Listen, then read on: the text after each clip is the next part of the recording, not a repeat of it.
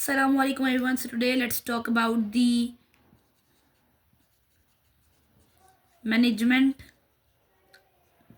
of cleft lip and palate.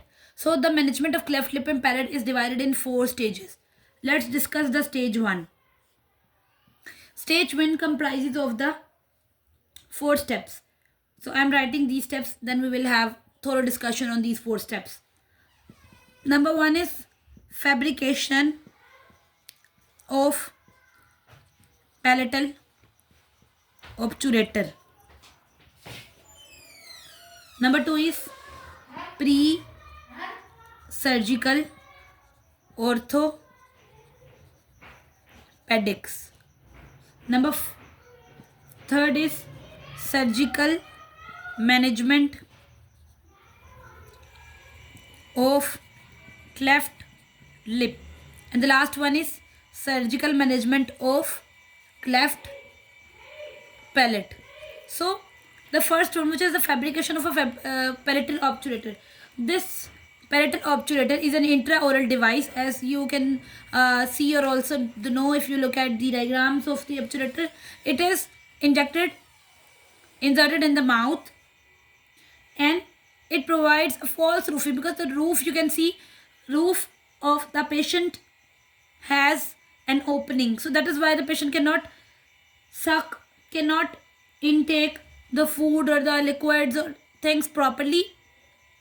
So this palatal obturator or this intraoral device helps in removing the feeding problems and remove any problem of insufficient suction, excessive intake of air, and also the choking. Now this palatal obturator can also be made of the cold cure acrylic, which is we also call as self cure. So हम ये self cure का भी बना लेते हैं, and then we can also use clasps for retention.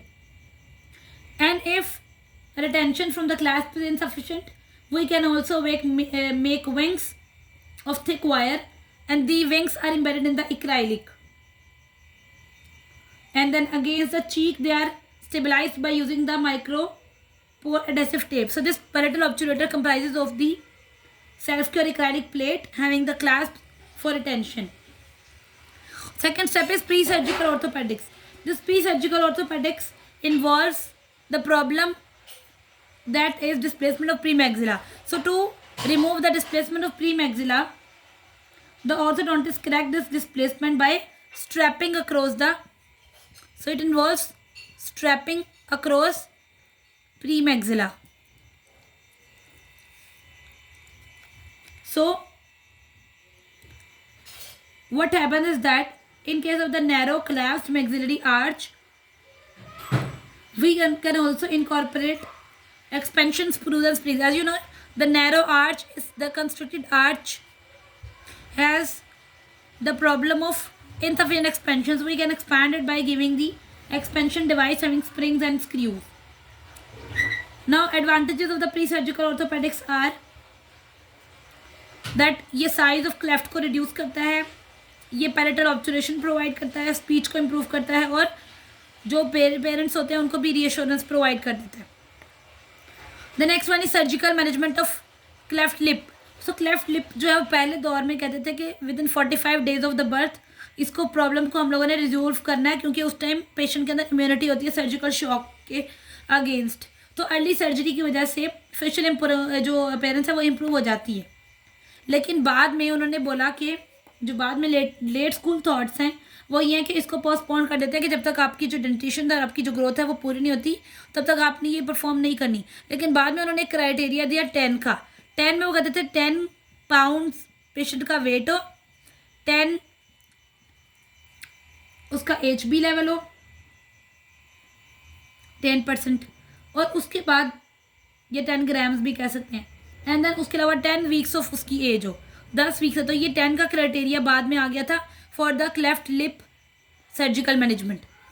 Then comes the cleft palate clear. Cleft palate को वो कहते हैं कि 12 से 14 मंथ्स के दौरान में, यानी कि 1 ईयर से लेकर 2 ईयर्स के दरमियान में क्लेफ्ट पैलेट की सर्जरी परफॉर्म करते हैं, और इसको परफॉर्म करने से हेयरिंग, स्पीच और स्वेलोइंग के प्रॉब्लम्स हल हो जाते हैं। और अगर आपने बाद में कोई बोन ग्राफ्टिंग या बोन ट्रांसप्लांटेशन भी करनी है तो वो प्रॉब्लम्स भी ठीक हो जाते हैं। यानी अगर आपने कोई बोन ग्राफ्टिंग करनी है, इलियक बोन से लिया है, मैंडिबुलर सिम्फिसिस से लिया है, टिबिया से या पैराइटल बोन से लिया है, तो वो वाले सारे प्रॉब्लम्स भी आपके हल हो जाते हैं। So stage 1 involves 4 step. Number 1 is the fabrication of obturator which we can made from this self cure, then pre-surgical orthopedics which involves the treatment, जिसमें हम लोग सबसे पहले क्या करते हैं, उसके अंदर हम तो अगर प्री मैक्सिल है तो उसकी डिस्प्लेसमेंट को इंप्रूव करते हैं, दवाई एक्सपेंशन करवाते हैं और उसके हमें बहुत सारे एडवांटेजेस भी मिलते हैं।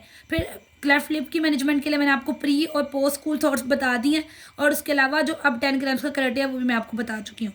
और पेरियड में मैंने आपको बता दिया कि 1 ईयर से 2 ईयर के दरमियान में करते हैं, और इसमें बोन ग्राफ्टिंग का जो प्रोसीजर है वो भी ईजिली अकम्प्लिश किया जा सकते हैं। Now let's move towards second stage. Now the stage 2 treatment involves everything that is undertaken during the primary dentition stage. So the first step we do in this stage is we do adjustment of intraoral obturator और the palatal obturator जो कि हमने stage 1 के दौरान में लगाया था, और इसके अंदर चेंजेस करते हैं ताकि इसके अंदर अकोमोडेट कर सके अपने डिसिडुअस डेंटिशंस को भी जो इरप्ट हो रहे होते हैं। Second step we do is to maintain a check on eruption pattern, eruption sequence का भी ध्यान रखना होता है। Third step we do is we give the patient oral hygiene instructions to keep the obturator and the oral area clean.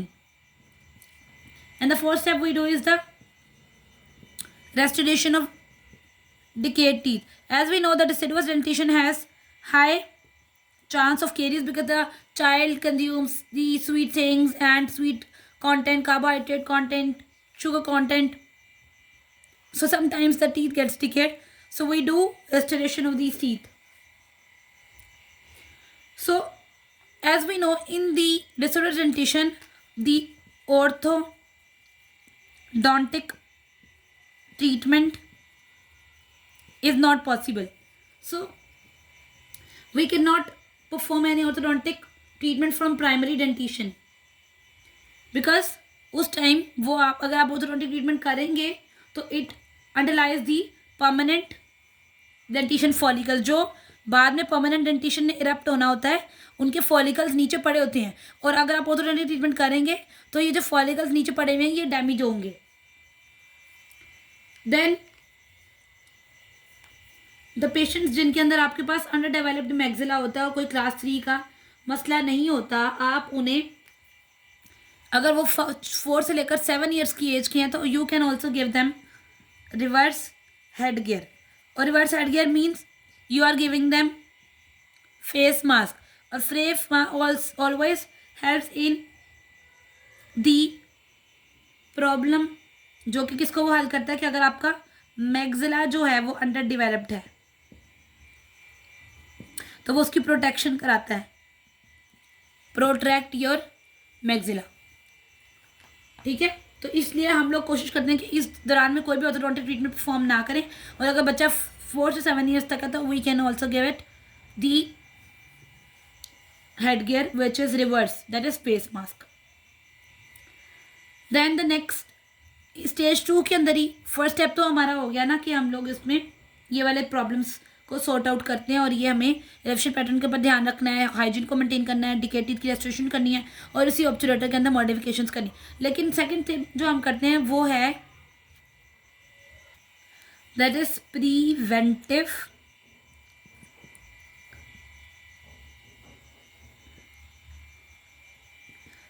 Management. Preventive management में क्या होता है, फीडिंग डिफिकल्टीज जो है ना वो क्लेफ्ट के बच्चों में बहुत ज़्यादा प्रॉब्लम आ रहा होता है। ठीक है, तो उसके लिए हम लोग फीडिंग डिफिकल्टीज को जो है ना यानी सॉर्ट आउट करने के लिए और उनका सोल्यूशन निकालने के लिए हेबर मैन फीडर देंगे, या हम लोग उसको मीड जॉनसन्स बोतल देंगे। ठीक है, ये देंगे ताकि उसकी जो फीडिंग प्रॉब्लम है वो हल हो जाए। पेशेंट्स को एजुकेट करेंगे कि वो किस तरह से अपनी परमानेंट टीथ की इरप्शन से पहले अपना सारा हाइजीन कैसे मेंटेन करेंगे। और उसके अलावा उनको हम लोग डाइटरी कंट्रोल के बारे में बताएंगे कि उन्होंने जो है वो शुगर वाला कंटेंट नहीं लेना, और जो ड्रिंक्स हैं कार्बोनेटेड ड्रिंक्स वो भी नहीं लेनी। तो ये चीज़ें प्रिवेंशन में आती हैं। जब आप कोई चीज़ रोक रहे होते हैं और उसको कंज्यूम नहीं कर रहे होते, this always comes under the category of your preventive management. Then उसके बाद आप प्रॉपर ब्रशिंग सिखाएंगे।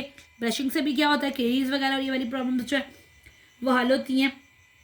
क्योंकि पेशेंट जो होता है ना वो बाज़ औक़ात नर्वस होता है किस चीज़ में, वो पैलेट वाले एरिया में ब्रश करने से नर्वस हो रहा होता है। तो हमने उसको सिखाना है कि वो पैलेटल एरिया में या जहाँ पे भी क्लेफ्ट का रीजन है उसमें ब्रशिंग कैसे करे, क्योंकि उसको भी हम लोगों ने ज़ाहिर बात है हाइजीन को मेंटेन करना, तो उस रीजन में भी करना जहाँ क्लेफ्ट का प्रॉब्लम आ रहा है। देन उसके बाद क्योंकि वहाँ पे सबसे ज़्यादा मसला आ रहा होता है प्लाक एक्यूमुलेशन का। देन हमारे पास क्या प्रॉब्लम आ रही होती है कि जिन बच्चों में लो फ्लोराइड कंटेंट होता है, ठीक है, यानी अगर उनकी टूथपेस्ट में 600 ppm से ज़्यादा फ्लोराइड नहीं है, नॉट मोर देन, यानी उससे लेवल उसका कम है, लो लेवल है, तो हम उनको क्या करेंगे, क्योंकि ऐसे बच्चों में फिर क्या प्रॉब्लम आती है, इनमें इनेमल की प्रॉब्लम आती है, इनेमल ओपेसिटी वगैरह हो सकती है। तो ऐसे बच्चों में हम उनके अंदर क्या कहेंगे कि वो 2 टाइम्स अ डे जो है वो ब्रश करें, ठीक है, और कितनी जो है ना फ्लोराइड कंटेंट को प्रॉपर लें और ब्रशिंग 2 टाइम्स अ डे करें। और इसके अलावा ये जो 2 टाइम्स करने से क्या होगा, जो हमारा फ्लोराइड है वो टॉपिकल फ्लोराइड उनके 2 टाइम्स लगेगा, तो ये केरीज जो के चांसेस है ना, केरीज के चांसेस जो है वो कम हो जाएंगे। तो ये थी स्टेज 2। तो नेक्स्ट वीडियो में हम लोग स्टेज 3 को डिस्कस करेंगे। Stay tuned for the next video. I will make sure to upload the second part of this cleft palate and lip management. If you have liked the video, don't forget to subscribe my channel. I'll be posting many more on these topics. Bye bye.